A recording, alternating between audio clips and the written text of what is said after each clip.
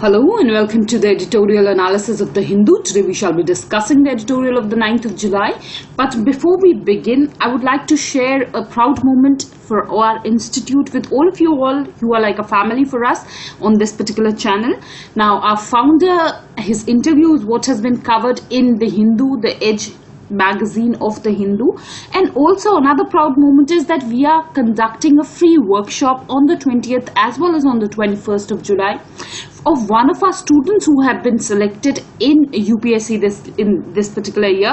It is Dr. Shrikant. He scored an All India rank of 680. So all those of you who are from Bangalore, please try and reach our institute for this particular moment. And also for those of you who will not reach, we will try and provide a footage of whatever are his experiences that he shares. We will try and provide that on our YouTube channel. We are a small channel.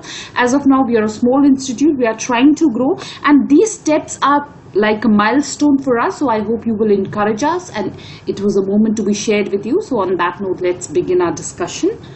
Reinforcing caste hierarchies. Now basically the context of this article is with regards to quota politics. Here you have to understand that there is something called caste politics. Caste politics is that when on the basis of caste I am asking you to vote for someone, then that kind of a politics is caste politics. But another type of politics under caste politics is the quota politics. What happens in the quota politics is that this caste politics takes a new phase where there are demands for reservation, there are demands for quota. And this quota politics is one of the most pertinent problems of Indian political system as of now. Yesterday also we had discussed an article on this where I told you that it was in UP that some OBC categories, approximately 17 OBC castes were to be included in the scheduled caste. This was one issue that had emerged in Uttar Pradesh, and again this article has come. This is an important question, so in that context this topic is important. Now coming to the issues that have been discussed, first and foremost the term backwardness is what is being dealt with. Now the editorial is saying that this word, the other backward classes or backward itself, is what is a colonial relic. It is a word that was coined by the Britishers, and the meaning of this word, what is it meant to be backward, is what is very vague. So in that context what happens is that everybody wants to be included in the backward category without actually knowing that what this word backwardness actually does mean. Another issue is that there is a demand for reservations by the land-owning castes also that is happening. Despite the fact that these castes are land-owning, they are still asking for reservations in the backward category. So this word in itself is problematic, is the first analysis that has been offered in the editorial. The second issue is with regards to the case of the Marathas. Now basically the editorial is highlighting that it is a demand by the Marathas that they be included as a backward category. And it is the third attempt by the government in the past 5 years to include them in the OBC category. Despite the fact that the Marathas are one of the well-settled and in fact land-owning classes or castes in Maharashtra, still there is a demand by the Marathas that they be included in the backward category. A similar demand is what is being seen by the Jats also. We continuously see that Jats are holding strikes and they are causing jams, and so there's a continuous pertinent demand by Jats also. Similar demands are seen by the Patels and the Patidars in Gujarat, also the Kapus in Andhra Pradesh. So all of these demands are what is seen by these castes. These castes are comparatively well off. Still these demands are what are seen. The third issue that is important here is with regards to the government jobs. Now primarily you all should know that quota or reservation is what is applicable only in the government jobs. There are no reservations in private jobs as of now in India.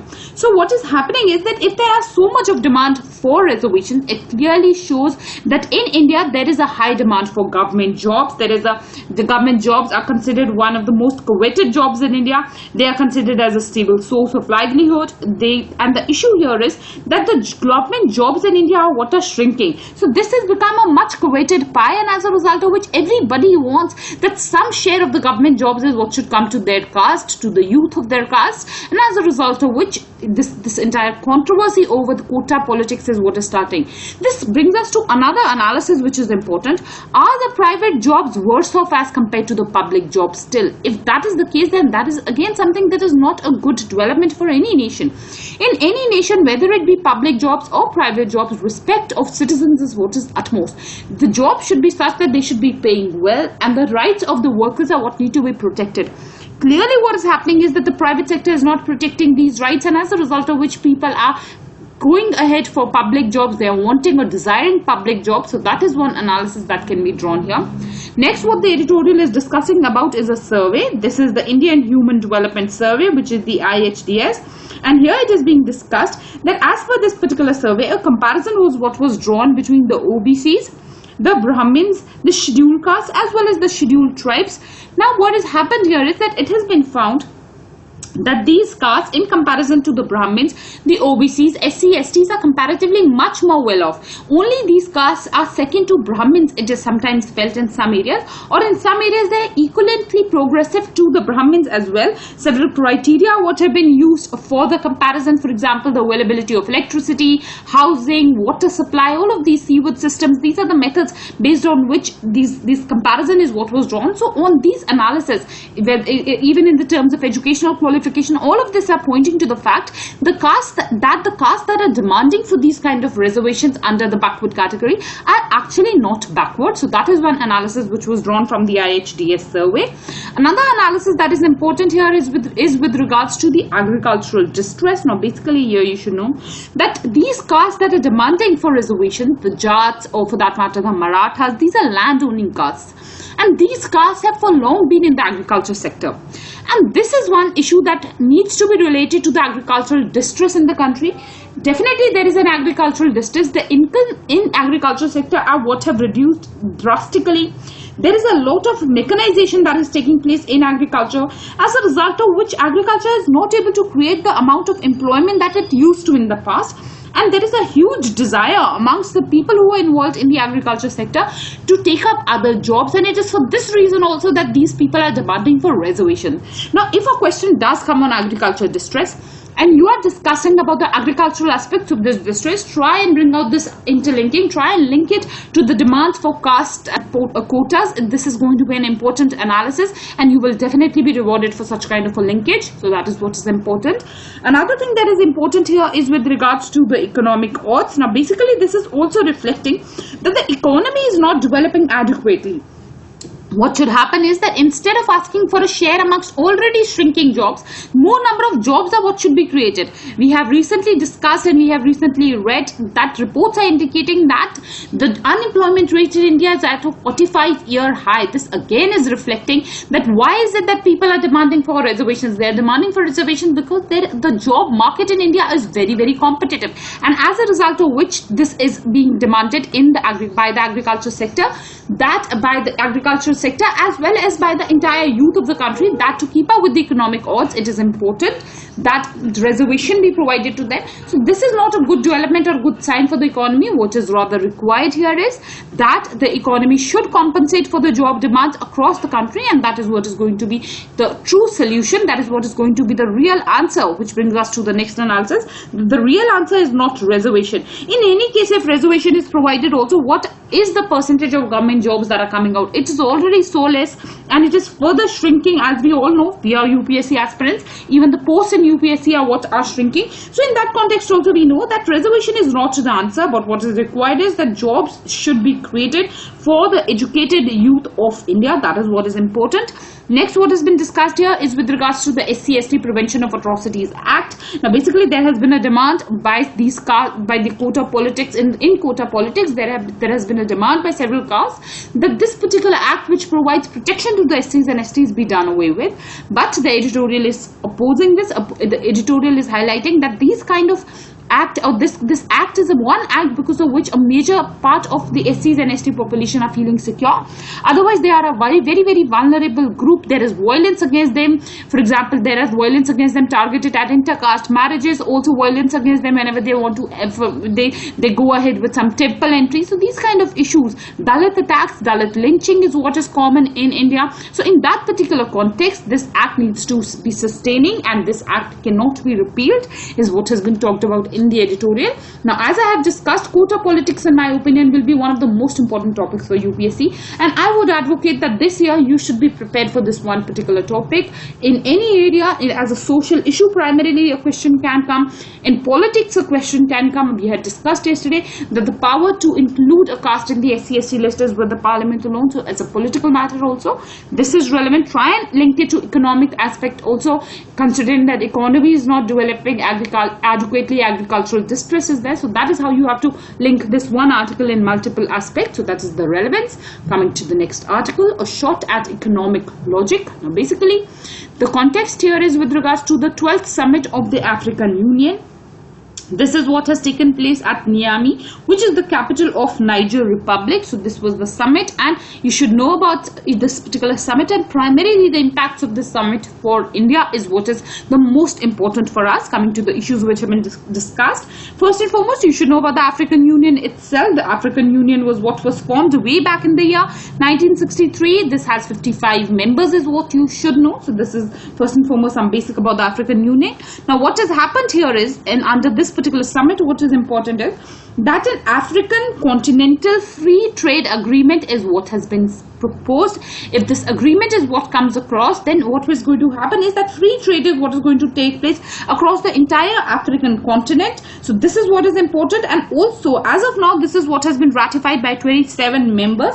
This will result in the elimination of custom duties on the tune of 90% of the goods that are being that are being exported are being shared across Africa. So this is what is important. Also what is important is that a common market will be created in Africa, and this is what is going to comprise of 1.2 billion people, as well as the GDP of this entire region will be approximately $3.4 billion.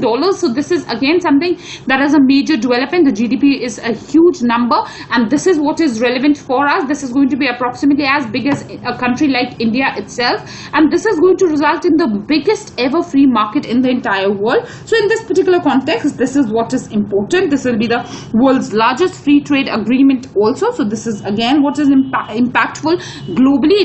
It is going to have ripple effects across the globe. So that is what is important. Now there are some skeptics who are saying that this kind of a free trade agreement of the African Union will not be successful. Now what are the reasons for this skepticism? The first reason is that the African Union in the past has been ineffective in dealing with decolonization, underdevelopment in Africa, terrorism, Arab Spring. All of these challenges are what are continuing in Africa. So if they could not curb these challenges, some organization by them to come up with a free trade agreement in a common market is what appears like a far-fetched goal. Another issue is that political, organizational, logistical challenges are what are being faced by the FCTA, also by the African Union, and they already have a weak manufacturing base. So if manufacturing is not adequate, this free trade agreement will be of less benefit. So that is one issue of skepticism here. Another issue is that this is what is counter-cyclical.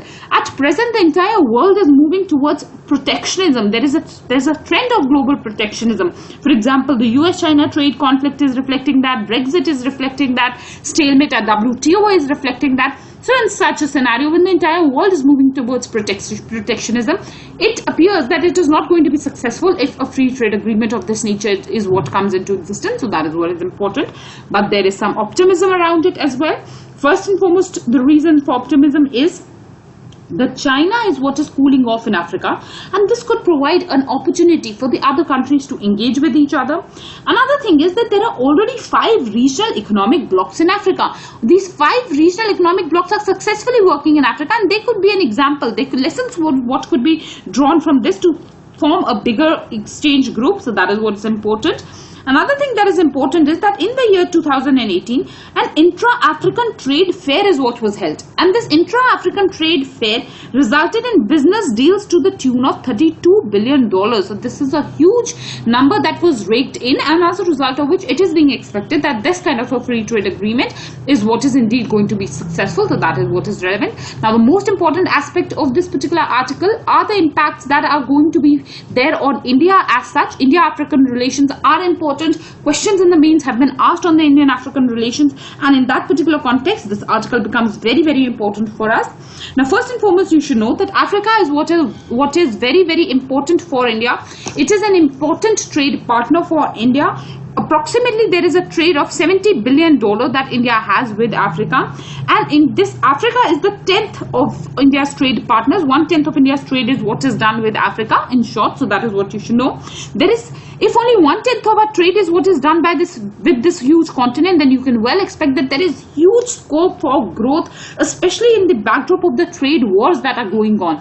Even India is at a trade war with US to some degree. So it might happen that India's trades with US might be impacted in the future with protectionism going on. India's trade with China as well as with Europe might be threatened. So in that context, India will be seeking another area for its trade, and Africa is one such area where India can go ahead with its trade. So that is what is important. Another thing that is important is that approximately for India, what is important is that India and Africa have shared some common goals also. Both these countries are united when it comes to their demand for a seat in the United Nations Security Council. Both these countries are united when it comes to their demands for climate change. So there is a huge amount of unity in the context of Africa as well as India. Those are the areas of cooperation.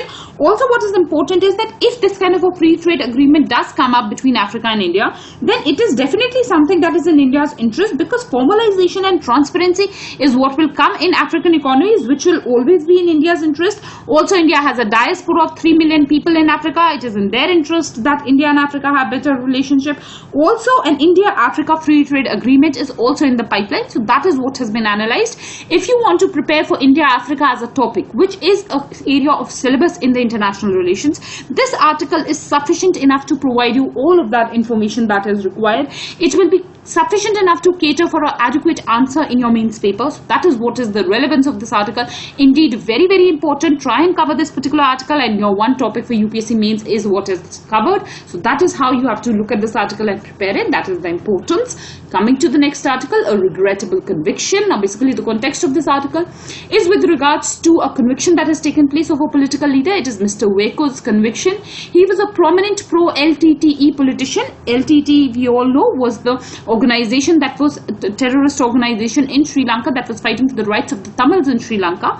Now, basically, he had made some speeches against the Indian government at that point of time, against the Congress party in particular, and he had been filed against sedition charges under Article 124. So in that particular context, what is important is that now he has been convicted for 1 year. So in that particular context, this issue is what is important. Now, first and foremost, you should know about Section 124A. Now, this is the section of the IPC that is in question here. We have discussed this previously also.